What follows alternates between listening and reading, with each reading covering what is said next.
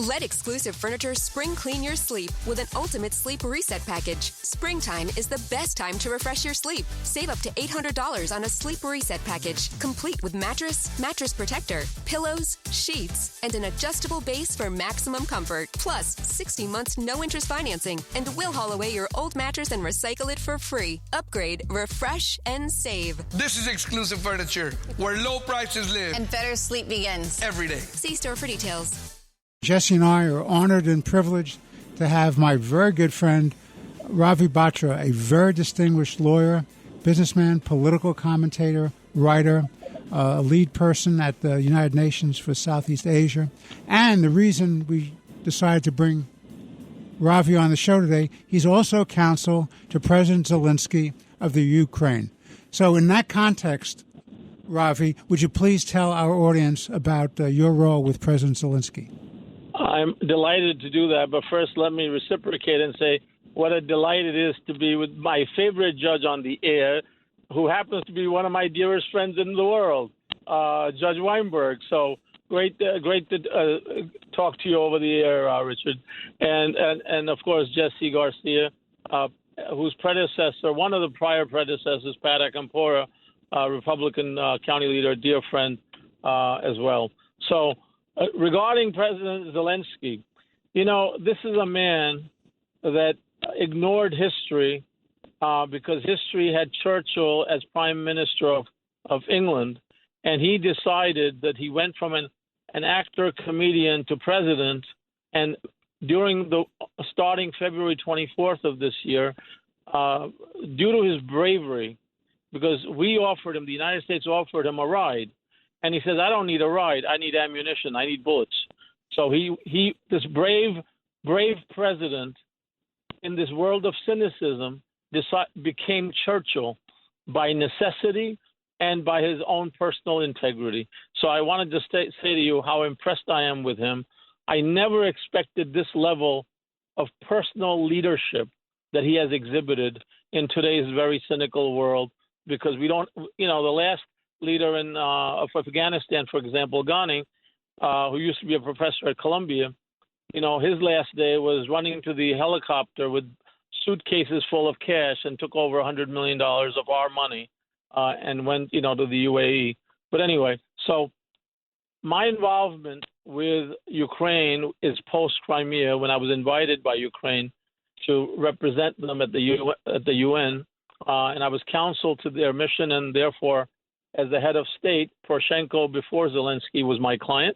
And then after Zelenskyy won with a landslide of 76% in 2019, he therefore became my client. I've met with him very warmly. I get even sometimes bigger hugs from him, Richard, than I get from you. But anyway, really, I'm shocked. But that's only since 2019 with Vladimir Zelenskyy. Whereas you and I go back, over 3 decades. So I wouldn't trade anybody for you and I.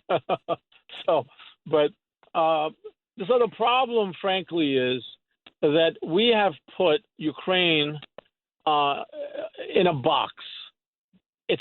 By we, I mean the United States. In 1994, because history matters, just like you can't have justice without truth, you can't understand what's going on without history. So the history is very simply this, and I've done a deep dive on it. I wrote an op-ed back in February, 2 days before the war started on the 24th, which I entitled "Need Win-Win, Not Lose-Lose," and so it's available on Google and at the America Times. So back in 1994, when the whole world was in a state of euphoria, and Mikhail Gorbachev with Foreign Minister Shevardnadze was dealing with, George H.W. Bush and James Baker III. There was this amazing moment post-Berlin Wall coming down that we were going to create a world where freedom was for every country and every citizen. And it was a better virus of freedom than the virus of COVID and SARS-CoV-2. And so during that time, in 1994, there were 3 major countries of the former Soviet republics, Belarus, Ukraine, and Kazakhstan, who had lots and lots of nuclear weapons. We wanted those weapons. We wanted to reduce all nuclear weapons that we possibly could. So leaving the Russian weapons aside, the nukes aside, we said, through Bill Clinton at the time in 94, please give up your weapons. Go defenseless. Go defenseless because we will protect you. So in 1994, a Budapest memorandum was signed with us guaranteeing, and I'm using the word guarantee, even though the language in the document says security assurance, whereas NATO Article 5 is guaranteed. But I'm using the word guarantee because, Your Honor, if you put your robes back on and for a moment go back on the bench, you will explain to your listening audience that a contract can come up without a signature if you have detrimental reliance upon a promise of another. That's exactly correct. And once you have that, it's a binding contract. So all of our leadership in Washington are lying to us and lying to the world when they say that the security assurance is not binding. Sure it is. You know why? Because Ukraine gave up 1,600 nukes. If they had the nukes, do you think they'd be molested by anybody? Do you think Belarus would be molested by Russia? Do you think Kazakhstan would be molested? Nobody would dare because they had all these nukes. On our word and our word alone, as the biggest leader in the world, champion of history, champion of freedom since 1776, showing the world how to self-govern since 1787, they took our word. And what was our word worth? Nothing. Nothing. So as a result, we have allowed President Putin, who's been waiting 20 years to deal with a reverse Cuban Missile Crisis that he feels. Whether he's right or wrong is a different matter. As a judge, you got both sides. You got one side and the other side. But Ukraine is an innocent victim here. They relied upon us to go defenseless because they expected us to defend them. And we're not defending them. We're sending them some support. And by the way, defending them, and Ravi, if we were defending them, there would never have been a war started. Ravi, that's exactly the point. Jesse and I have been talking about this at great length over the length of our show on the Long Island Report. We've said too little, too late. And as the Wall Street Journal has pointed out, Ravi, this is clear, a message that the United States is sending. We're not here to keep you as a winner. We just don't want Russia to lose. So they don't want Ukraine to win. They don't want Russia to lose. And they want this quagmire, this continuing stalemate, and let it play out. And I think that's morally indefensible. You have the genocide going on of the Ukrainian people. You have war crimes going on. And they say, well, they can't find people to accuse of war crimes. That's not hard. Accuse the foreign minister of Russia. Accuse the president of Russia. They're the ones who are guilty of the war crimes, Ravi. I want to back away from the war crimes label for a different reason. And I'm not even getting into the merits of it for a different reason. First of all, I find Ukrainian blood to be as precious as American blood. Okay. Second, I am ashamed that we did not honor the Budapest Memorandum. I'm ashamed that they relied on our word and word alone and gave up 1,600 nukes. If they had kept one nuclear warhead, they wouldn't have been molested on February 24th of this year. They gave up 1,600. Okay. They were impenetrable, more impenetrable than the walls of Troy. But they gave it up on our word, and we walked away. And what are we saying to them? I'm writing an op-ed right now, Richard, which will be published in about a week. We're playing Russian roulette, which ends up in a Mexican standoff, because we can't win against Russia because they've got 6,000 nukes. So at some point, if we win through conventional means and we shed a lot more blood of Ukrainian blood and destroy more of Ukraine, at the end of that day, all Russia's got a choice is go nuclear. They're not going to walk away. They're going to go nuclear. So what are we doing here? What we have done is the answer today is President Biden's got to look in the camera with a steady gaze and say, Mr. Putin, we gave our sacred word, the sacred honor coming from 1776 Declaration of Independence. We collateralized nothing accept our sacred honor to declare independence. That was the only thing we collateralized. That's where our nation is founded on, sacred honor. We blew it when this war started. It's a shame for us. Kabul was a disaster. This is a bigger disaster because here we were bound to defend them. All President Biden has to do now that he's COVID-free, he can take a few days to rest and get stronger, but he's got to look in the camera and say, President Putin, I'm stopping the war now by imposing a no-fly zone. We're not looking for a war with you, but you're not going to send any more missiles and any more tanks and any more shells. This war stops now. Second, you have an issue about NATO expanding around your neck that you feel that you've got a reverse Cuban Missile Crisis. Whether you're right or you're wrong, my team will meet your team. And if they can't come up with an answer, we'll have the Chief Justice of the United States sit on a tribunal with the Chief Justice of Russia, and they'll appoint another third judge, and they'll decide the merit. But we're not going to shed any more blood. And we're not going to have 50 million die of hunger because there's a food insecurity now. And we're not going to have a hyperinflation of double prices of gas because of this war. This is a disaster of colossal proportions.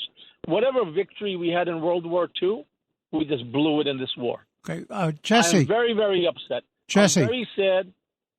Let's get Jesse's take on this. Jesse. Robbie, thank you so much for your service and for that history lesson. For those of us that did not realize that we had that Budapest Accord, and I absolutely agree with you that the United States and all freedom-loving countries, whether they be EU or NATO, failed the people of Ukraine and failed a partner in Ukraine when they did not act properly, promptly, and to stand up to a bully. And you're absolutely correct that no matter what will ever happen on the ground in the Ukrainian war, Russia and Putin, this dictator, is going to pull out the nuclear missile card. He has done it on several occasions, and that's why the judge and I have spoken several times. We need to meet this bully in the backyard, and we have to make sure that he knows that he can't make any further incursions. You're absolutely correct. There are a couple of those suggestions you made are common sense, they're judicious, and they're right to prevent this bloodshed from moving forward. But it takes guts. And I do not believe that this administration, which wants to change the Constitution, so it doesn't matter about honor for them. Democrats want to change the Constitution on a regular basis to meet their needs. I'm a Democrat, Jesse. I'm a Democrat. But listen, I'm an American first. Of course. Well, so Ravi, let me ask you a question. Yeah. So if you were to take a hard, cold analysis of how we're going to go forward, since Biden is not going to do what you suggested because you have wisdom and common sense, what do you think happens to the Ukraine, and what does that mean for the United States security interests? Well, if we allow this train wreck to continue, we've created the following. The European Union leader, Ursula, has said that they're going to ration energy for Europe. That wasn't done. That has not occurred since during World War II. Okay? That's how bad what we've done is. So what needs to happen, Judge Weinberg, is we need to pull back and say what we've just done is a disaster. JFK had Bob McNamara, the boy wonder who got us into Vietnam, but Bob McNamara was good enough to years later say, I was a screw-up, should never have gone into Vietnam. Well, unfortunately, President Biden has a boy wonder also, or multiple boy wonders, and they're even bigger because they've spent all the goodwill that we earned through World War II. It is spent and lost and destroyed on the battlefields of Ukraine, in Bucha, in Mariupol, in Kyiv, Kharkiv. It's a horror to watch. So what we need to happen now, very frankly, is, as I said, we need to now impose a no-fly zone to stop the war, literally. Just think about this, Your Honor. when you were on the bench with the robes on, you had something little called the gavel. When you put that gavel down, it was case over, next case. It didn't matter if people were talking. You were able to stop it. It's like your audience, if they want to change the channel, they press the remote and they go to the next channel. Well, the no-fly zone stops this war dead in its track the moment we impose it. The war ends. The moment the war ends, food insecurity goes away. Hyperinflation of energy goes away.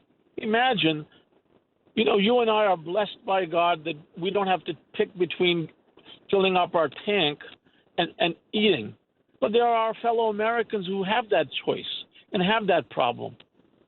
And the government doesn't exist for you and I who are more blessed than others. It's really necessary for those who are not as lucky and not as blessed. But they have every right to have that American dream. We're destroying it. We're destroying it for the world.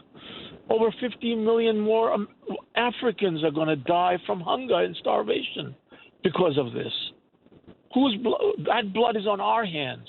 It's not on Putin's hands. It's on our hands because we didn't honor the Budapest Memorandum, which is binding, more binding than Article 5 of NATO, because NATO requires dues. It's like paying rent. If you don't pay rent, you get evicted. So if a country didn't pay their dues for NATO, they don't get they're not entitled to Article 5 protection. But Ukraine is. They gave up 1,600 nukes. Ravi, they're now getting molested. You're absolutely right. All right, I've gotten a high sign from our producer, Kevin. Ravi, I want to thank you on behalf of the Long Island Report. It's a wonderful exposition. Jesse and I have learned a lot. I hope our listeners have learned a lot, too. This is a moral crisis. It's a diplomatic crisis. It is a humanitarian crisis. We have to deal with it. We have to protect Ukraine because it's in the United States' interest, world peace's interest, and in interest of all people who believe in the betterment of mankind. We've been very fortunate I just want 5 seconds to correct one part of the record because I knew the United States was on a completely wrong path. Last September, I stopped being advisor to Ukraine mission to the UN and went over to Georgia, which was attacked by President Putin in 2008, well before Crimea in 2014, because we're on a wrong track. And as an American, I'm ashamed of what we're doing with Ukraine. Okay. And Vladimir Zelenskyy and his lovely wife, who I've met, are really champions in the pages of history because they're as brave as they are defenseless because they relied on us. And we owe it to them to stop this war now. Just stop it. Put a button. Judge Weinberg, slam that gavel down. Demand a no-fly zone. That there's no other answer. Well, Jesse and I, if we had that power, we would have slammed it a long time ago. Ravi Batra, distinguished lawyer, diplomat, counsel to President Zelenskyy of the Ukraine, a great student of history and a very wise man and my very close and dear personal friend. I want to thank you for being on the Long Island Report today. This has been very instructive for all of us.